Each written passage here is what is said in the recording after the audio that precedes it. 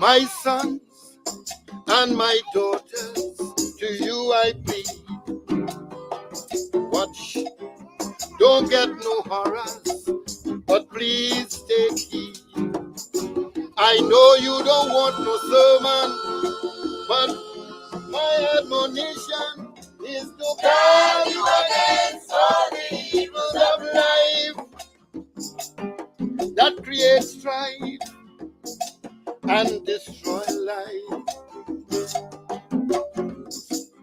Walk cautiously, children, be alert, because you have an enemy that's roaming the earth. I know you're young and restless, but you don't have to be jealous. You see, sober thinking leads on to righteousness, to happiness, spiritual bliss. That's why I tell you this. Watch out, my children. Watch out, my children. It have a fella called Lucifer with a bag of white powder. And he don't want to powder your face, but to bring shame and disgrace to the human race. We're going to sing it again. Watch out, my children. Watch out, my children. You have a fella called Lucifer with a bag of white powder, and he don't want to powder your face, but to bring shame and disgrace to the human race. Oh, I give you my counsel because I want to see all you young people live righteously. What you feed your mind with forms your characteristics and shape the path that you must walk tomorrow. Darkness or glow, joy or sorrow. That's why I'm concerned. So watch out, my children. Watch out, my children. Have a fella called Lucifer with a bag of white powder, and he don't want to powder your face, but to bring shame and disgrace to the human race. Now we sing it again. Watch out, my children. Watch out, my children. It have a fella called Lucifer with a bag of white powder, and he don't want powder your face, but to bring shame and disgrace to the human race. Oh, you are young, and your future is ahead of you. Right or wrong, sweet or sour, depends on what you do. Taking the wrong direction will drain your constitution and promote mental chaos and confusion. Then corruption will be in a man, and that is not God's plan. So watch out, my children. Oh, watch out, my children. It have a fella called Lucifer with a bag of white powder, and he don't want to powder your face, but to bring shame and disgrace. Let me talk to my children in Germany. Pass auf, meine Kinder. Pass auf, meine Kinder. Da ist jemand, der heißt Lucifer. Hat eine Tutor mit weißem Puder. Aber wählt dann die Sieg für den. Den blinken Menschen. No Christus. And to my Spanish-speaking children. Cuidado, mis hijos. Cuidado, mis hijos. Hay un hombre que se llama Lucifer con una bolsa de polvo blanco. Y él no quiere envolver tu cara, pero para traer pena y desgracia para la raza humana. How about my friends speaking children? Attention, mes enfants. Attention, mes enfants. Il y a quelqu'un appelé Lucifer pas avec un sachet de poudre blanche. Et il ne faut pas se poudrer le visage, mais apporter un détresse à la souvent to my chubby children. Eko mere bachalo, eko mere bachalo, ekinsan, shayna, shayna, oh, this love of God and the hill garden, when she talk and Marie, but ma,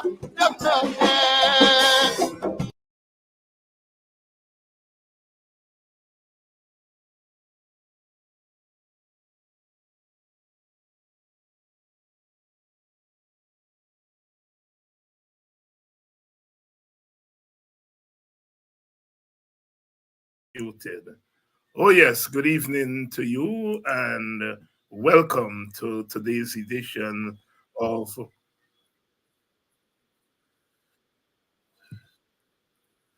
I think we are getting some feedback here. We are going to fix that now. We are going to fix that now.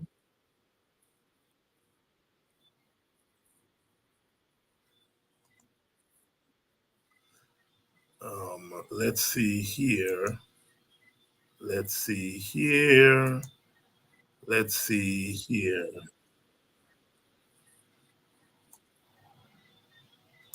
I think we've corrected it now. Good evening. Good evening again. And welcome to Politics 101 on a Friday evening. We're expecting Dr. Adams to join us. He's having a little bit of technical difficulty. I hope we're able to sort that out shortly. Um, uh, I hope we're able to sort it out. Let's see here. Dr. Adams, are you here with us? Are you hearing us, Dr. Adams? Um, he is sorting that out. But good evening. Good evening. Dr. Adams is working things out there. Welcome to Politics 101 on a Friday evening, coming to you from Guyana. It's rainy today, so it's a cold evening, but it's May June, so it's traditional for us to have some rain, although these days you can't predict the weather wherever in the world. You're not able to predict the weather, um, global warming, and all of that. Please share the link and let everybody know that everybody knows that we are on this evening, on a Friday evening. And welcome to all of you coming to you with the news, not unexpected. Um, um, that the police, the police have said that there is not enough evidence to charge former Minister Dharam Lal with any offense. So they said that they have been advised.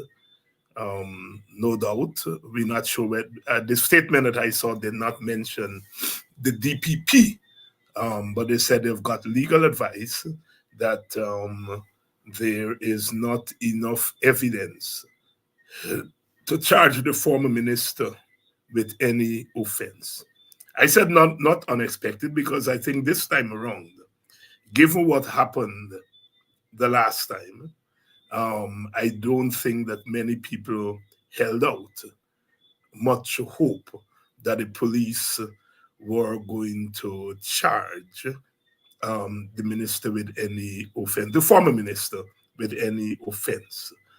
Um, it's um, it's sad because the regular citizen, the normal citizen, um, would be would be um, would be charged. Would be would presume guilty until found innocent. Um, would be presumed guilty until found innocent. Um, Not so when you are rich and powerful. Um, you're presumed innocent until found guilty, which is how it should always be. But if it were you and me and ordinary, regular citizens, we would be presumed guilty, especially when it comes to something like an accusation of rape. Um, all over the world, police don't play when it comes to rape these days. They they often assume um, that one is guilty until found innocent. But here we are. Here we are. Here we are. Um, uh, oh boy. Oh boy. It's Guyana. And it's Guyana under the PPP. It's Guyana under the PPP where justice is not something that is equally dispensed. Um, and so, therefore, we are in this situation. Um, we are in this situation.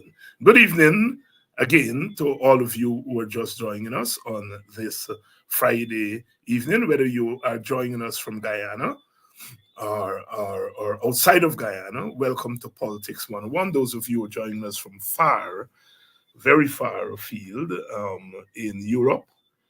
It's almost morning there.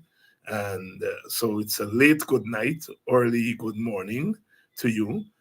Those of you from the wider Caribbean, those of you who are on the East Coast of North America, Canada, the United States of America, good evening. And those of you on the West Coast of the United States, good afternoon. Good afternoon to all my friends who are joining us from California and Arizona. Some of you are joining us from the Mid East, there I go, the Mid East, Middle America, Chicago, Illinois, and those places. Some of you, good evening, because it's still evening. Those of you are joining us from Texas, and of course from down south, South Carolina. Those of you who are in Georgia, especially Atlanta area, Florida, welcome to Politics 101. We come with the news that the police have said that there is not enough evidence to bring a charge against former Minister Dharam Lal. As you remember, a second young lady had accused the minister of inappropriate behavior, of raping her, and the police had to be drawn out of their crease, and eventually they did, and now they're saying that they've been advised, they've been given legal advice that the minister, there's not enough evidence. They said that um, yeah, among other things, they said that they got alibis, that the minister was at another place, at the time when the young lady said that he was raping her. That the house that she said the rape took place, the minister did not have access to the house and so forth. It seems to me that the police conducted not an investigation, they conducted a trial. And I'm wondering whether the police, and I'm saying that facetiously, of course, the place for a trial is in the court.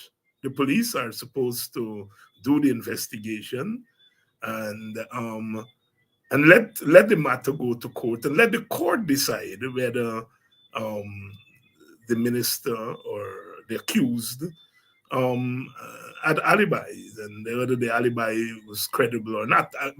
From all my years of following court matters, those are the things you hear in the court. You know, the defense would make their case that, look, the accused was not in the place at the time when they said the offense occurred. As I said, that matter should, it is the court that determined that. But it seems that the police have conducted a trial. Or as the police is saying, they got legal advice. If it is from the DPP, I don't know.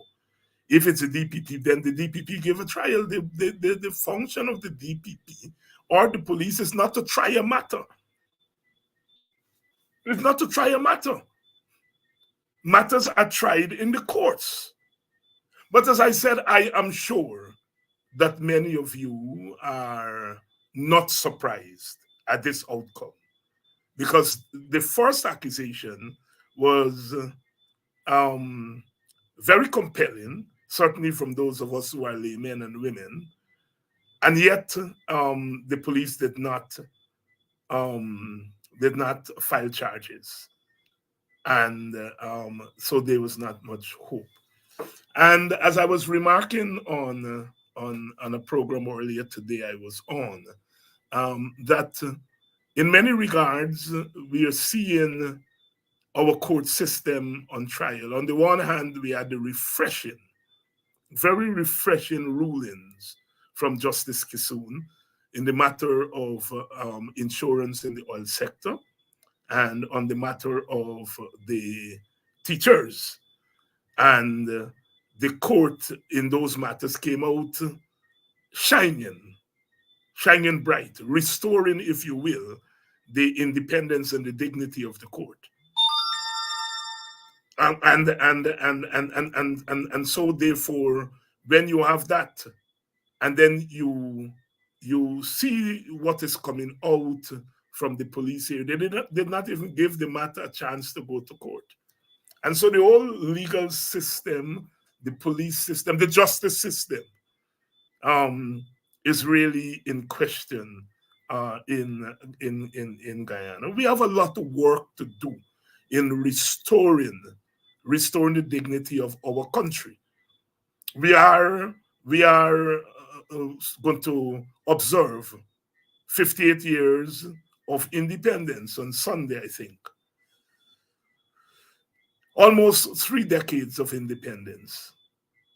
And one would think that there are certain things we would have gotten right, regardless of our political problems.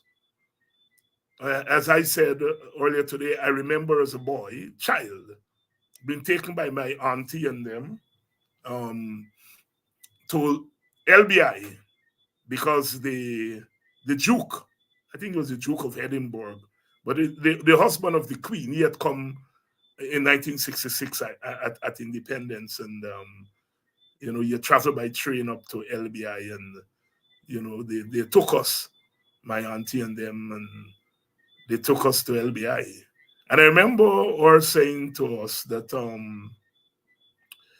because I think my sister might have asked why we come here to see this white man, and she said, well, we come here to see this white man because this is the last time we've seen this white man. They're not coming back anymore. We are now a free country. We've become independent. And we didn't know, because we were children, didn't know the weight of what she was saying, but we sensed that something important was happening.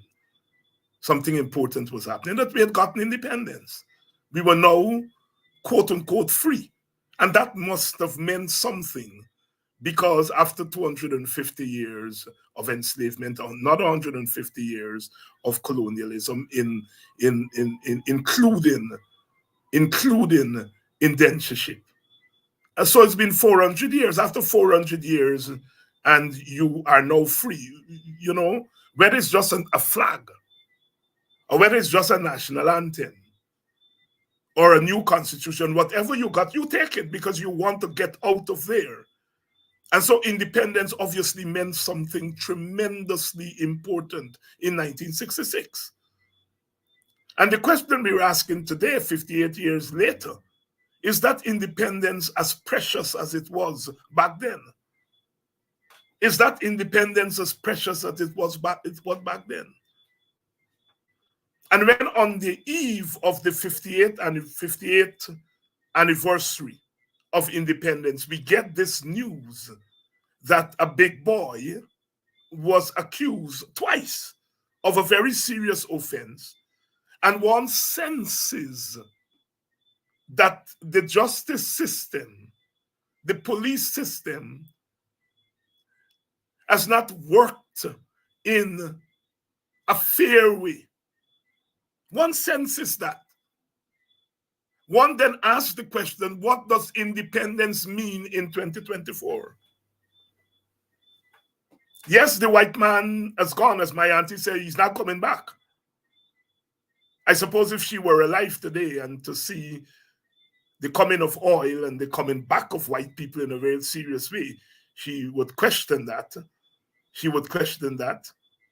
She would ask herself whether the prediction in 1966 was indeed true. Of course, she had no idea then that oil would come to Guyana 50 odd years later and we would see the return of white people. I would assume that she would say, I made a mistake. I could have only gone by what was in front of me. And in any case, the white man is not now coming back politically, he's coming back now economically, and so forth. But the fact of the matter, she would also question whether, in fact, the white man leaving meant that the black and brown man who were left in charge, whether they, in fact, have done better than the white man did. If the white man was responsible for economic genocide against the colonized and the enslaved, if he was responsible for social death, if that white man was responsible for physical demolition of the lives of ordinary people, one is asking the question whether, in fact, in 2024, whether we are seeing anything differently. And the question has to be no. The question has to be that the black and brown men who have taken over have generally made a mess of independence. Now, there were glimpses. There were glimpses. There were moments of hope that our independence was working. That one of the things that when we came out of independence we were hoping for was that poverty, the poverty that we experience today, is really a hangover from the poverty of enslavement and colonialism. And so at the time of independence, my auntie and all the other aunties and mommies and daddies would have hoped that independence would have brought an end to poverty. They were seriously hoping that, because poverty was like a noose around their necks. A second thing that they would have been hoping for was that the ethnic and racial conflicts that had engulfed our nation just before independence, that at the time of independence, that independence would have meant seeing that ethnic conflict, those ethnic conflicts being solved. That was another dream of independence. The dream that we would indeed become one nation, or at least, even if we remain several nations, we would have one destiny. It was our dream of independence. The dream of poverty leaving the land. The dream of ethnic and racial unity. Even if there was not unity in terms of coming together as one, that at least there would be ethnic peace. And then a third dream of independence would have meant that the Guyanese dignity, the collective dignity of Guyanese, would be upheld at the time of independence. We walked through the gates of the plantation in 1838 with no clothes on our backs. We walked through with no land, no house, no education. But what we walked through the gates with was our dignity. And by dignity, I mean our humanity. That it was intact. that all was well with our soul. Our bodies were battered by enslavement. But all was well with our soul because we had beaten slavery. And so when I talked about walking through those gates with our dignity, that is what I meant, that all was well with our soul. And the soul matters. That is why today, up to today, we still talk about soul music, about soul food, about the soul of the nation, not when the others are talking about soul. They know nothing about soul. The dignity. And after another 150 years of colonialism, we came into independence, still holding on to that dignity. When Sidney King in 1953 said this confounded nonsense must stop, what he was doing there was standing up for the dignity of black and brown people who have been battered, who had been battered by slavery and colonialism. And he was asserting the dignity, our collective dignity, when he said this confounded nonsense must stop. This trying to plunder the dignity of our people. And so one of the dreams of independence was that dignity. And I give an example on the program I was on earlier today, that I've heard stories of Burnham sitting in his office and white people outside the door waiting to go in and see him. And he would have them waiting out there for 2 and 3 hours. And in some respects, some people may say, well, but Burnham was disrespectful. But no, he was not being disrespectful. He was asserting the dignity of the African, of the Indian, of the Amerindian by saying there was a time when we could not even enter the courtyard, much less to get into the court. And now we have independence and we are asserting our dignity that you wait your turn.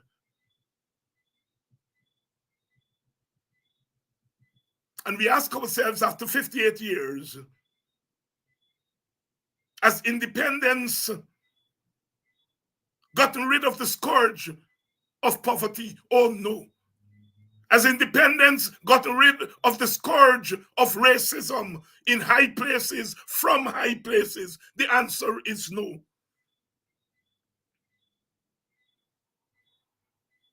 Has independence upheld the dignity of the Indian, the African, the Amerindian, the Portuguese, and the Chinese? And the answer must be no. Were there moments when our dignity was held aloft? Oh yes.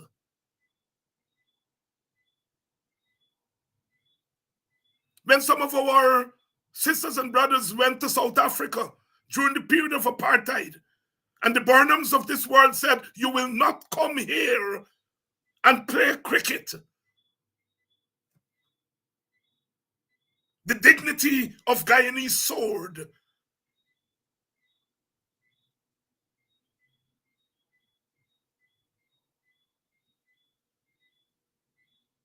When the early post-independence government made it possible for people like me, looking like me, speaking like me, to get an education, where my parents didn't have to go into their pocket, which only had pennies inside, and education cost more than pennies. But thanks to the vision of the government of that time, people looking like me, speaking like me, could get an education as a means of beating poverty. Our independence meant something. When the project of national service was generated, where young men and young women from our villages and our wards in the towns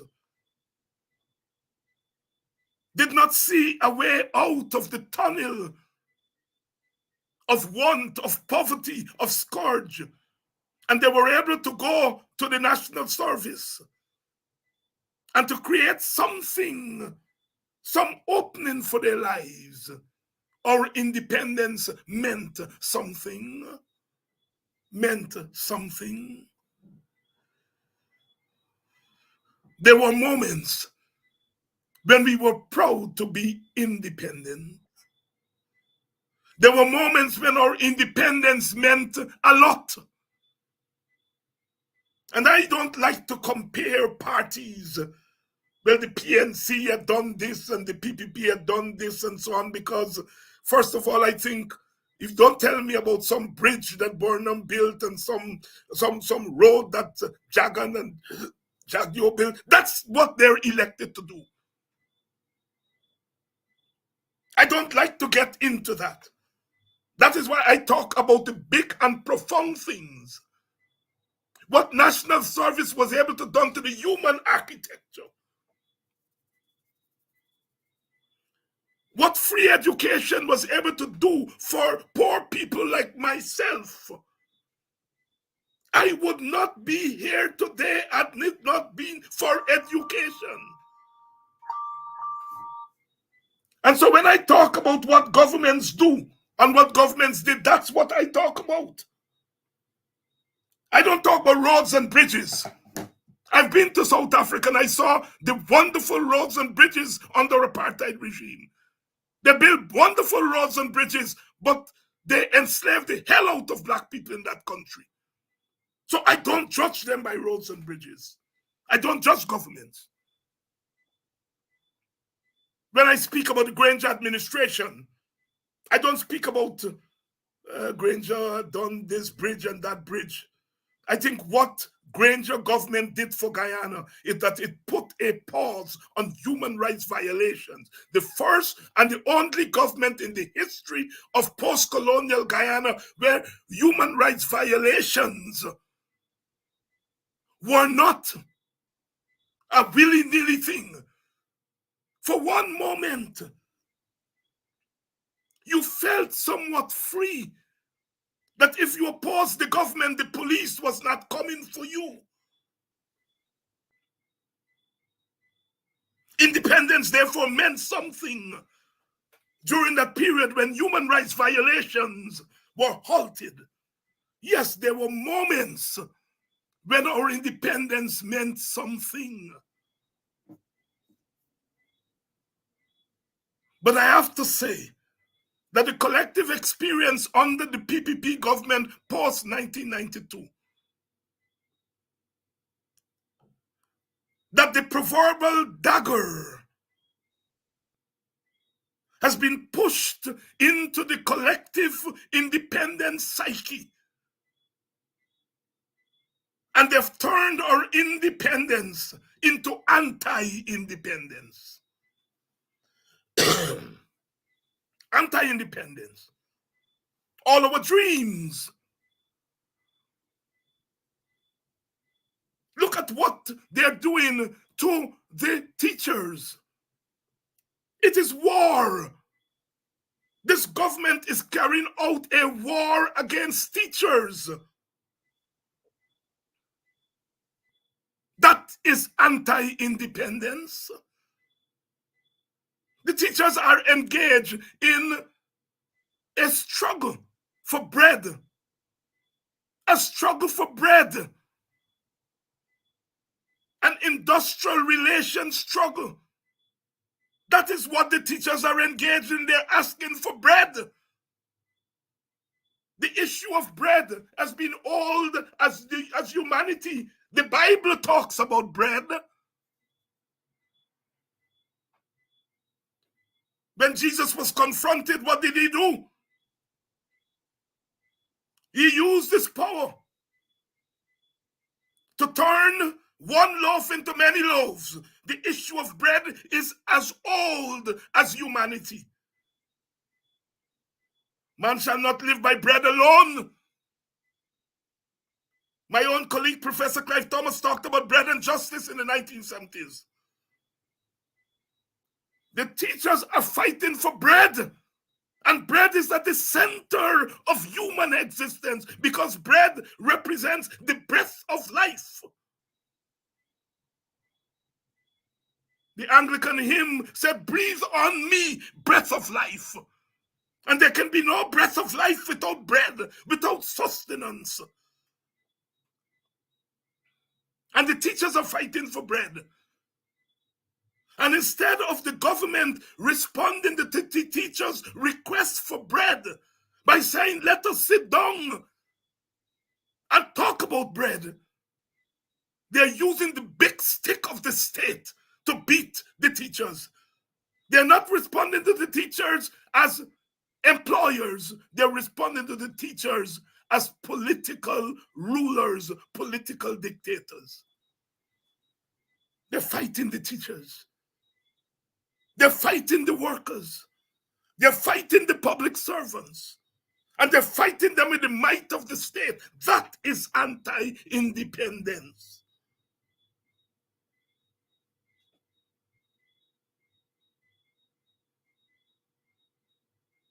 I am not merely making wild accusations against a party that I don't necessarily like. That's what I saw. One of the columnists said that David Hines is a PPP hater. Whatever they say, it's their business. There's not been a government in my time. I'm a child of independence. I grew up with independence. And every government in Guyana, from the time I was a child to now, every government I have opposed. So you can call me a government hater. But no, they say I'm a PPP hater, forgetting that when the PNC was in its prime, and the PNC were making moves, economic moves to bring economic justice to poor people. But we were opposed to the authoritarianism of the PNC government. We fought them. There's not been a government that I have not stood up against because it is the right thing to do. Governments, by their very nature, are not altruistic. Governments move when we force them to move in a certain way. I'm not ashamed to have stood up to a black government. So today, when I stand up to an Indian government, I do so from the position not of race and ethnicity. I do so from a position of dignity.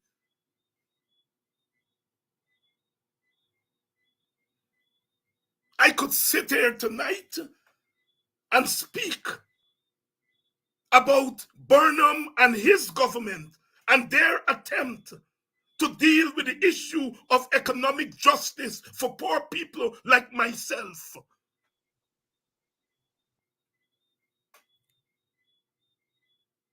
But I oppose the price that Burnham put on that. That is authoritarianism. That's what I oppose. And I can sit here tonight and evaluate Burnham in that way. The PPP has undone the attempts at economic justice for the poor that the Burnham governments, meaning Burnham and Hoyt and later on Granger, attempted to do right by poor people. The PPP has not even attempted to do right by poor people.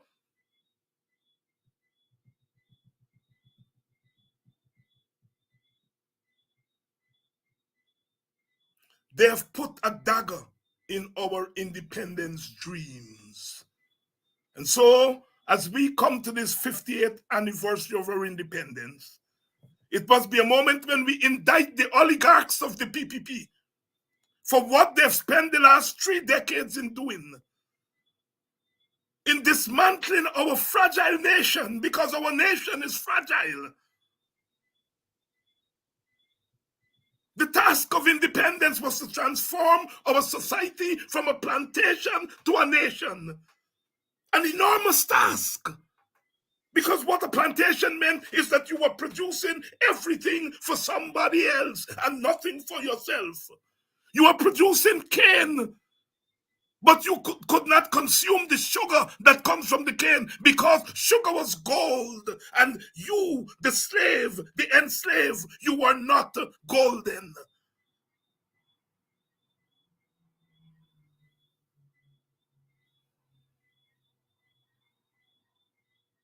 Independence therefore meant that we could eat, we could use the sugar that we produced.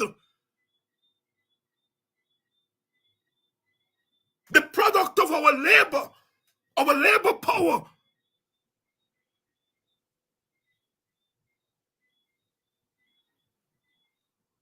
The PPP has put a dagger in our independence dream. Today, our independence means nothing.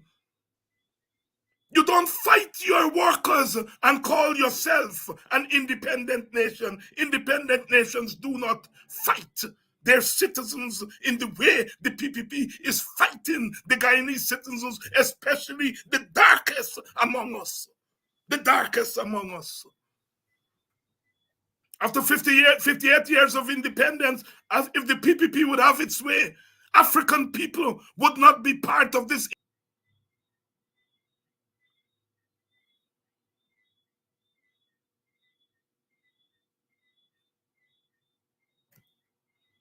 I am African, very proud, proud as the tree the axeman cannot tumble, to quote from Martin Carter. Proud as the tree the axeman cannot tumble. I am a proud African, and I will let them hear that from every corner of the earth, every corner of Guyana, because they want to reduce me to slavery and serfdom again, and I refuse to allow them to do that. If you want my black face to mean coming and kiss your ring and running behind you, then I will use my black face to devalue your meaning in our society. There's a time and place for everything. There's a season for everything. I grew up with class politics. I fancied myself a Marxist-Leninist.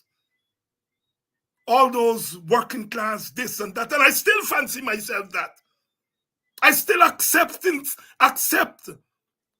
the Marxist critique of capitalism. But Marx did not deal with the question of African dignity. He did not. Marx did not deal with the question of African oppression. He did not. Marx did not deal with the question of race. He did not. And so when I look around for intellectual sustenance to defend the dignity of African, I cannot look to Marx.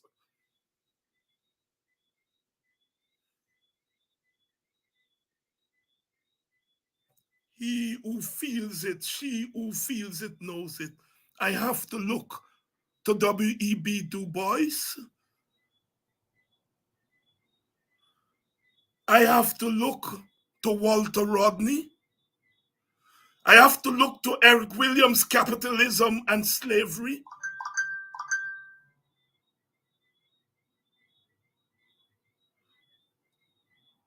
I have to look to Frantz Fanon, Black Skins, White Masks.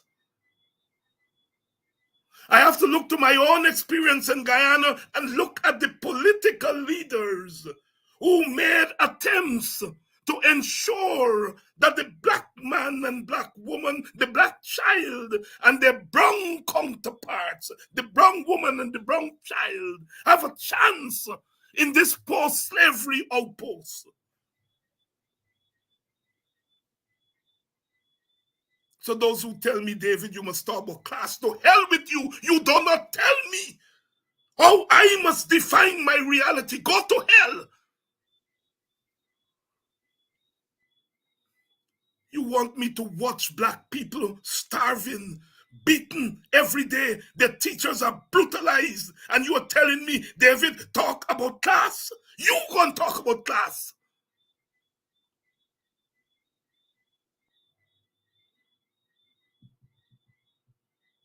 Our independence also meant that black people must have a chance in this society to redeem themselves after they were beaten and pummeled for over 400 years. If independence does not mean that the black man and black woman and black child must have an equal chance in Guyana, then it means nothing.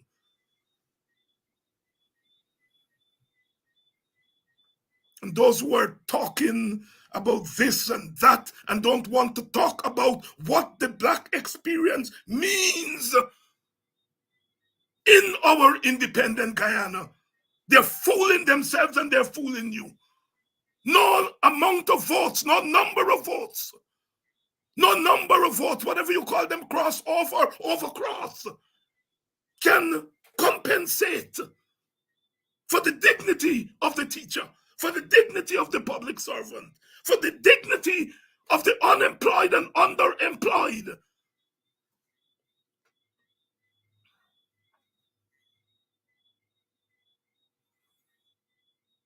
The question of racial equity and racial equality has been put back on the table of independence.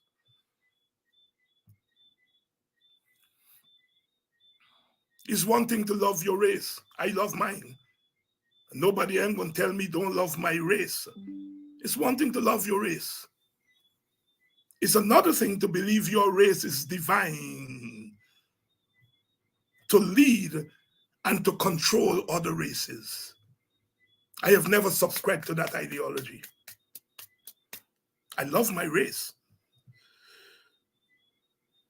But if my race does something wrong, if the leaders of my race do something wrong, I am going to let them know it's wrong. And I did that in my life. We did that. Many of us did that.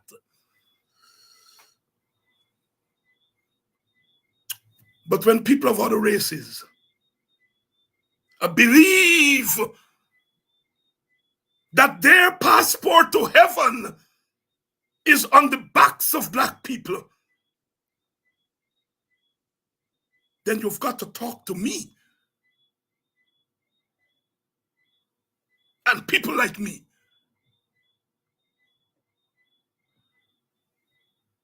I don't care if tomorrow they call me the biggest racist. I've not been the first one to be crucified like that, and I wouldn't be the last. And I'm among the least. This independence in our Guyana must also mean independence for black people. I'm clear about that, extremely clear about that. And I want to say to black people, to African people, do not play games with your dignity. Do not play political games with it. All this thing about when they come and giving you money, take it, and no, you know we're going to vote. I don't tell black people to do that. When they come, ask them, is this money my money that you are giving me as the government? Or is it the party money you're bringing to me? If you bring in the party money, I want it. If you're bringing the government money through policies to me, then I am saying, thank myself. I would not thank you. I thank the sacrifices of my ancestors. I thank my own sacrifices that you are now making possible to me what belongs to me. We need a revolution in the thinking of our people. Don't tell our people to play games with oppressors.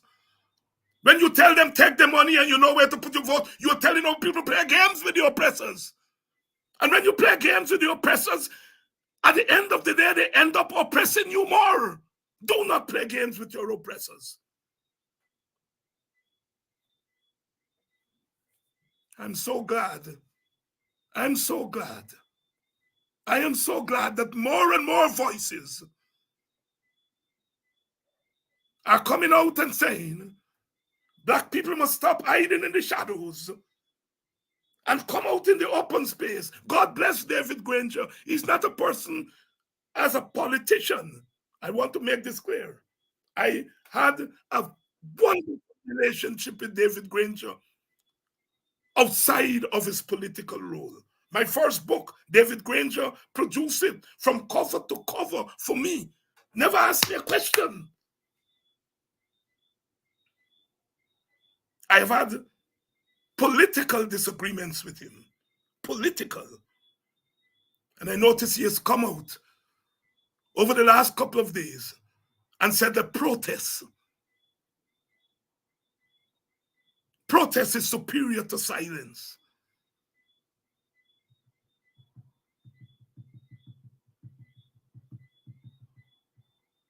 If we had gone on the slave plantation and tried to reason with the slaves, the enslaved people, and to tell them why they should not rise up and cause slave rebellions, they would have eaten us raw.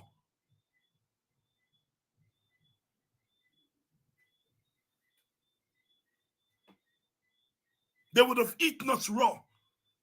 You don't tell oppressed people that the one weapon that they have at their disposal is not a sharp weapon.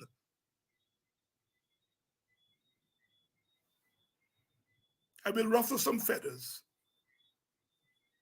including the feathers of friends.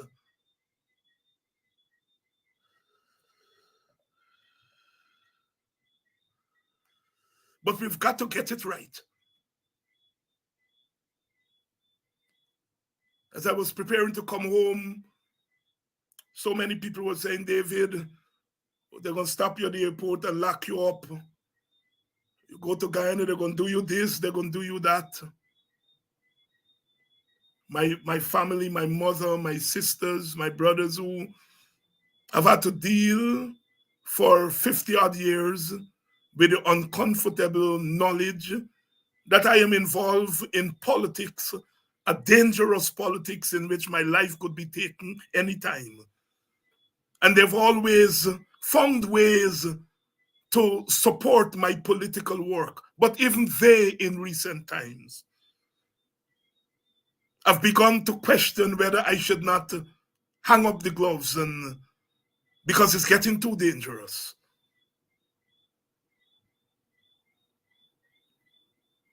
And one has to listen to people who love you sometimes, and I listen. But at the end of the day, one has to be true to one's own convictions. One has to be true to one own conviction. The Calypsonian short said, nobody go run me from where we come from. Nobody will run me from where I come from. This is my home, Guyana.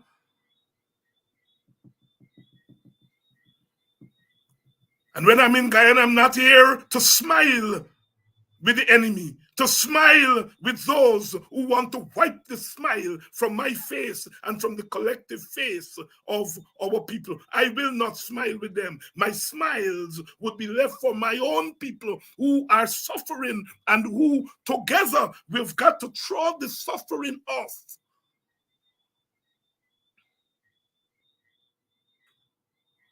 What does independence mean to me? What does it mean to us? It means freedom. Any independence without freedom, economic freedom, political freedom, social freedom, cultural freedom, any independence without freedom is not independence. Are we economically free in Guyana? Most of us are not. Teachers are not economically free.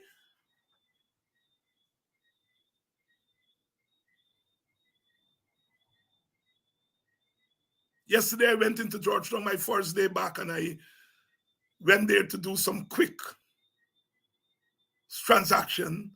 And I should have known better that you don't go into the heart of Georgetown and do anything quickly.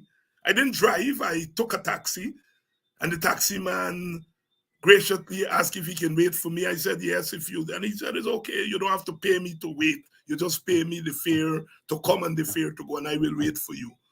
And I did my thing quickly, but I had to stop to talk to people because people wanted to talk to me. And people were telling me a lot of what I am saying here tonight. One young lady came up to me. She waited patiently because there was another lady from Leopold Street who was talking to me. I can't remember your name, sister, but you tell me if I can't remember the name, remember the two sisters from Leopold Street. Big up, shout out to you all. Because I know you all are on here tonight. She said, Dr. Hines, I'm on every night. I eat out of your every word. Thank you very much, sister. But another young lady waited patiently, and then she eventually came to me. She said, I'm a teacher. I'm from Golden Grove. And I heard you say that when they deny the teachers' wages, they're really denying the community that the teachers come from sustenance. And she said, it made me count. And she said, I started to count on the number of teachers that I know. Active teachers, teachers who depend on the teacher pension and what have you and so on, in Golden Grove, Nabaklis, and Haslington. And she said, I count up to 50. And she said, you know, let's say the average family is 4. That's 50 by 4, that's 200. And then I added, I said, well, you know, you get the extended family, the grandmother, the niece, the nephew, and so on. She said, yes.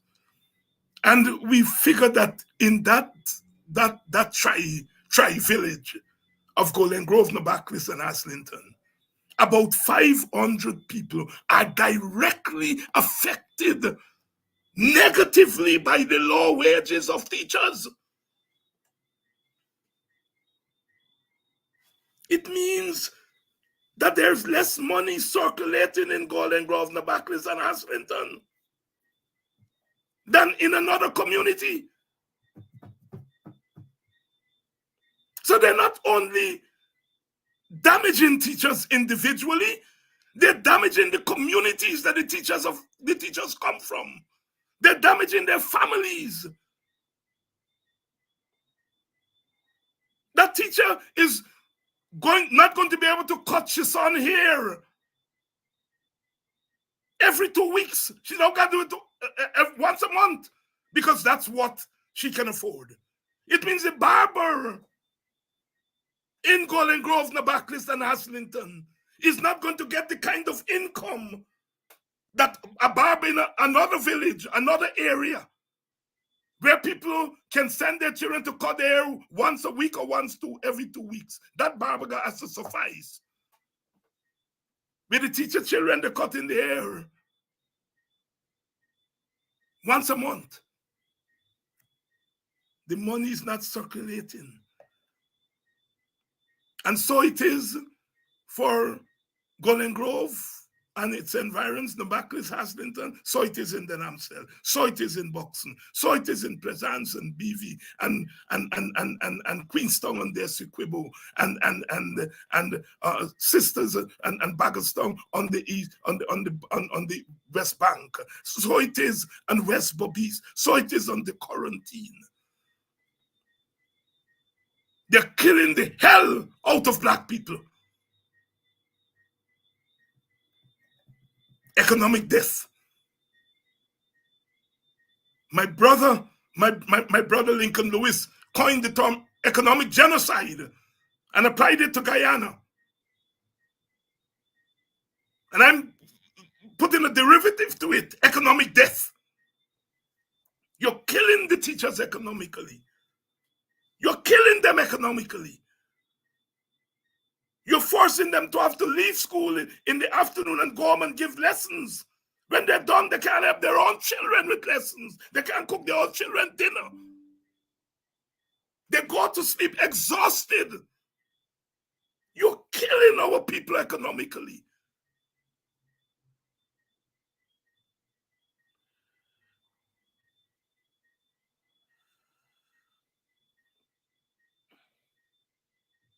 We got to do something about it.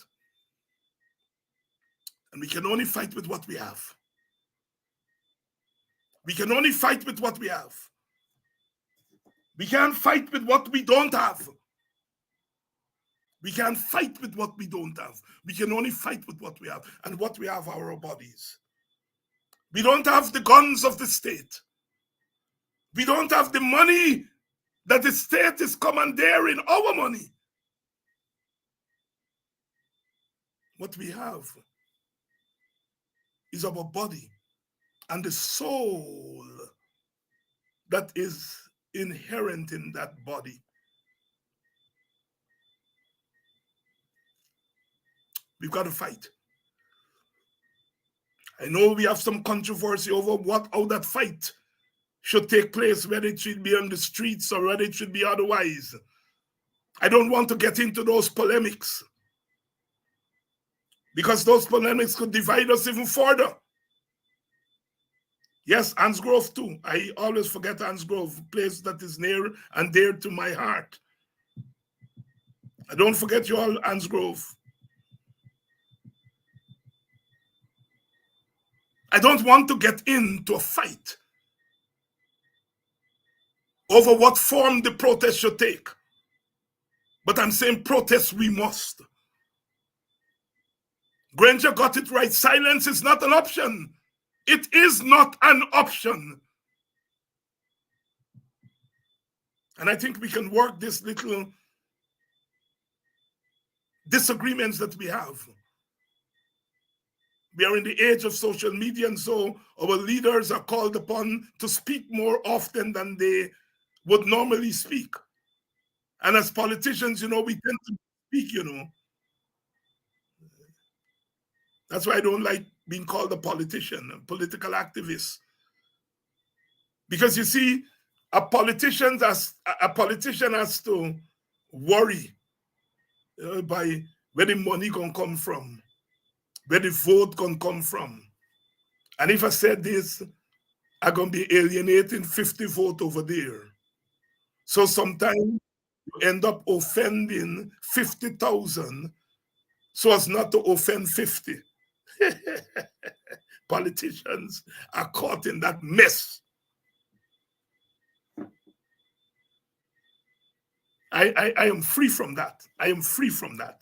But I appreciate that my politician brothers and sisters find themselves in that mess, and they end up trying to speak to everybody, and they end up speaking to nobody.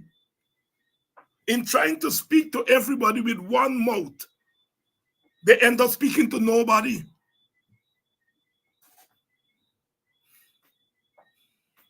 Yes, there are some of our citizens who would not want street protests because they feel that street protests is a threat to their business, to their feeling of security, and all of that. I understand that very well. But for the majority of the 200,000 people who voted for the coalition, street protest is all they have. It's all they have.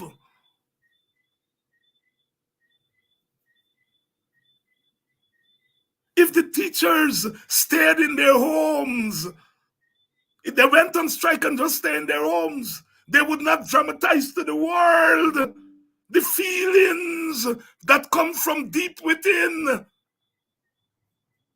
When they come on the streets, the press is there. The press is not going to go into the teachers, the 50,000 public servants' homes. They, 16, 17,000 teachers. The press, the media is not going to go into their homes. When they come into the open space and they demonstrate their street protests, the media comes there and the media capture their collective feelings. I am not quarreling with those who question the method of protest. But protests, there must be.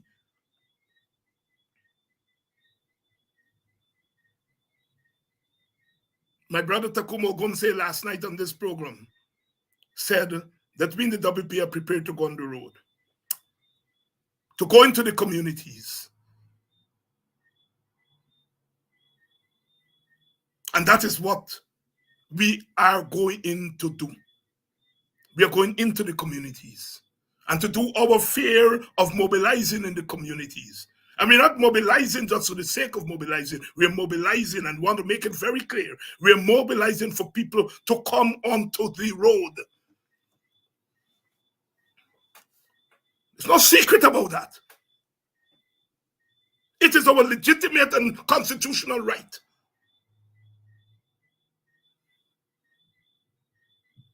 We are going into the communities to mobilize our people to come onto the road and to demonstrate their disapproval, but not just their disapproval, they demonstrate their capacity and intention to stop this confounded nonsense.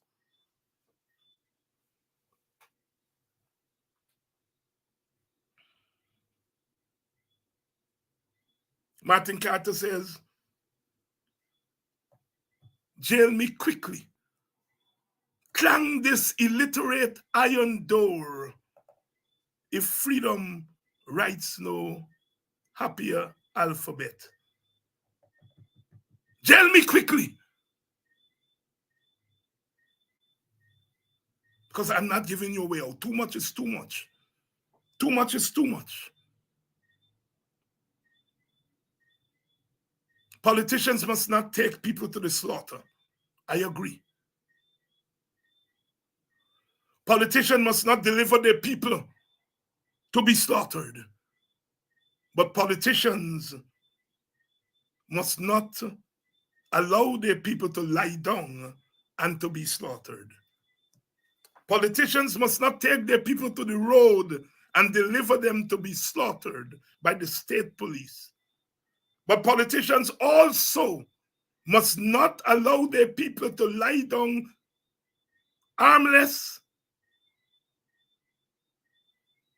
and be slaughtered economically, politically, physically, and otherwise. We were not on the road when Orrin Boston was shot in his sleep. We were not on the road when Quindon Bacchus was shot. That beautiful young boy left a beautiful child, a young, relatively young mother and father to have to go without their child. We were not on the road creating trouble. We were not on the road creating trouble when they killed Peter Headley. We were not on the road creating trouble when they bulldozed the homes of those poor, mainly women in Mocha, Arcadia.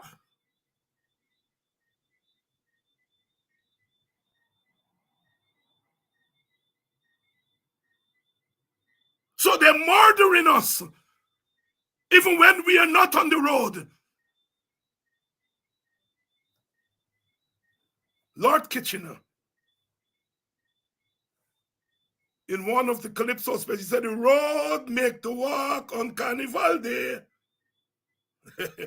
The road make the protest.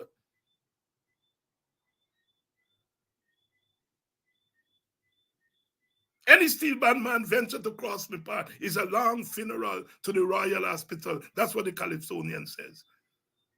The road make to walk on Carnival Day. The road make to protest when oppression is too much.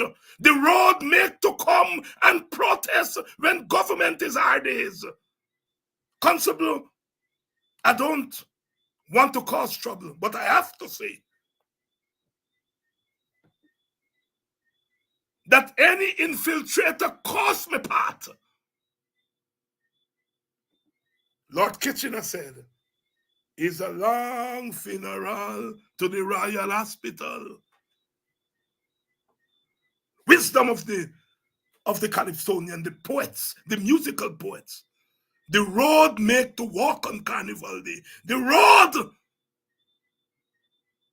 make to protest when oppressors are joking up the eye.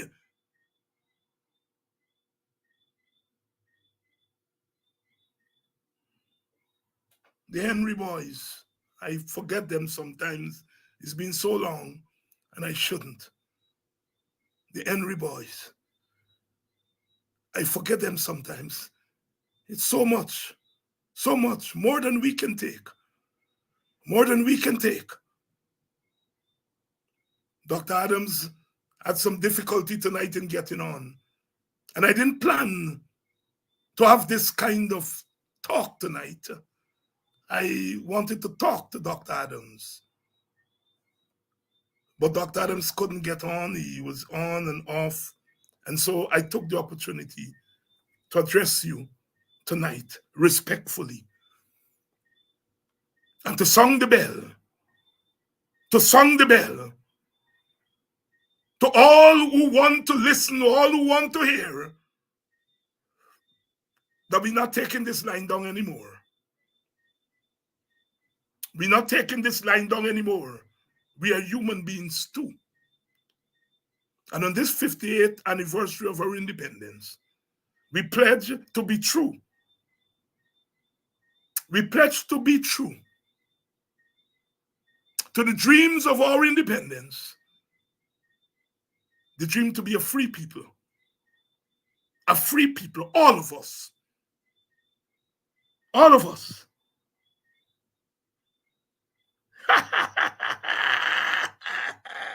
Hey! Lawrence and Dr. Hines, you get better looks in Ghana than when you're in New York. You all Guyanese know, from the time you land at the airport, your head does stop hurting you. All the worries that you get in New York and Toronto and wherever you just go. Yeah. And you do feel free because this is our country, watered by the blood of our people.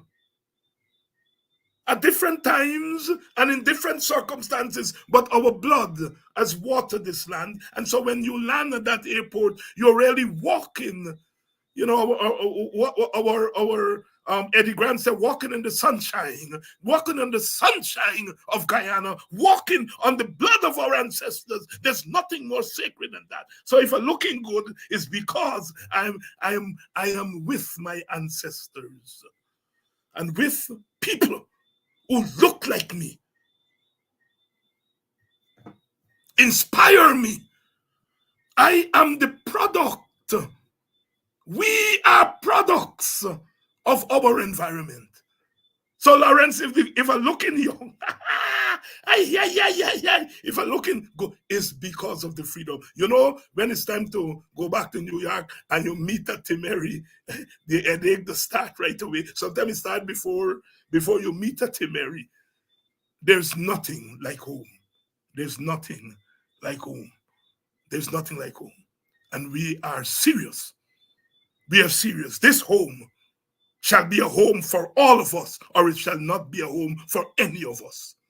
This home will be a home for all of us, or it won't be a home for any of us.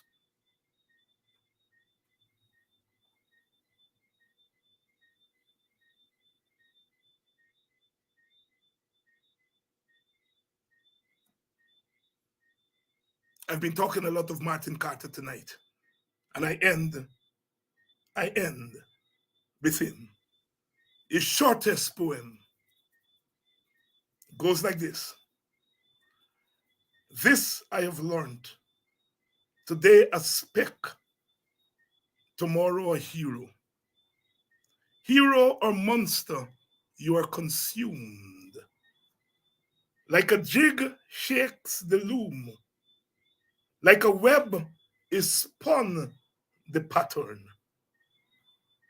All are involved. All are consumed. The poet didn't put because all are consumed. The prose people do that. The poet said all are involved.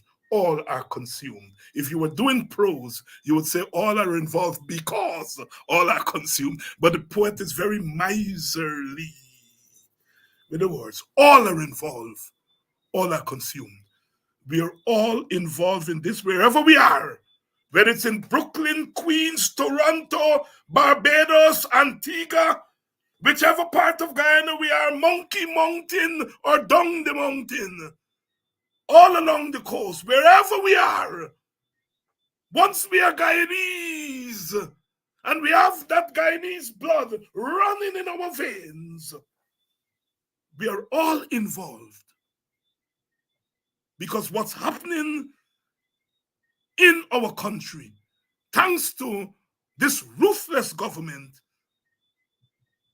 is consuming all of us. I love you all. Always. Always. There is never too much, too little love when it comes to that act of loving your compatriots, loving you, my people, our people, our people. I said the love is unconditional, not uncritical, because if you all behave bad, I'm going to say you are behaving bad. Stop it, right? So it's not uncritical, it's unconditional. Once you're Guyanese, once you're black, once you're West Indian, I love you. It's your love that make the words of my mouth and the meditation of my heart be accepted here tonight. Here tonight. Whatever is said here tonight about independence must not deter you from creating your own new independence covenant. Say a word of prayer on Sunday. Conjure up some thoughts of a better independence. And start to sharpen your shuffling feet so that we will shuffle to the rhythm of freedom as we confront the citadels of ungodly power. Power belongs to God. And then he distributes it to the rest of us. Our power belongs to the ancestors, and they give us. What Bob Marley said? Jah will never give the power to a bald head. Jah will never give the power to a bald head. The power that the government of Guyana is exercising is the power of Lucifer. We started tonight, of course, with the sound of the man who created soca, Ras Shorty Eye. Watch out, my people. Watch out. Watch out. Lucifer coming with a bag of white powder, and he's not coming to powder your face. When the PPP comes around in our community, they come with a bag of white powder. Ras Shorty Eye was talking there about cocaine. Well, the PPP got some political cocaine that they're bringing into our communities. The white thing, not to powder our face, but to mess with our minds. All are involved. All are consumed. Those of you who are cricket lovers, we're going to be doing cricket on Sunday night. And then next week, we will resume the real hard political stuff. Love you all. Always. Always.